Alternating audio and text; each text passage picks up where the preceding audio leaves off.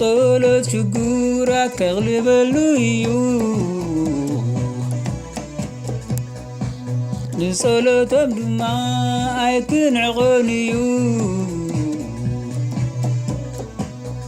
ጸሎት ሽጉራት ከቕልበሉ እዩ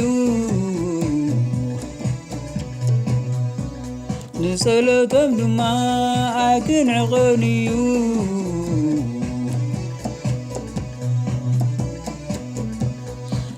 ዝመጽእ ትውልዲ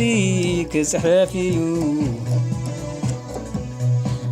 ዝፈጠር ሕዝቢ ንእግዚአብሔር ከመስግኖ እዩ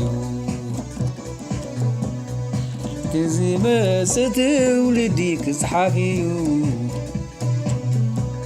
ነቲ ዝፈጠሮ ሕዝቢ ንእግዚአብሔር ከመስግኖ እዩ ነቲ ዝመጽእ ትውልዲ ክጽሕፍ እዩ ነቲ ዝፈጠሮ ሕዝቢ ንእግዚአብሔር ከመስግኖ እዩ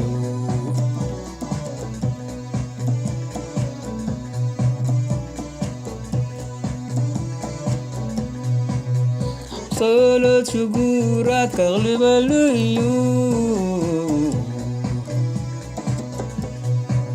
ንጸሎቶም ድማ ኣይክንዕቐን እዩ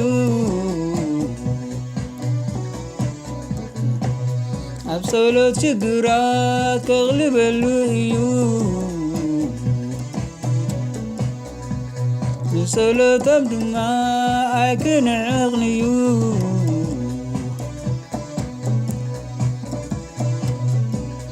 ነቲ ዝመጽእ ወለዶ ክጽሓፍ እዩ እቲ ዝፍጠር ሕዝቢ ንእግዚአብሔር ከመስግኖ እዩ እቲ ዝመጽእ ወለዶ ክጽሓፍ እዩ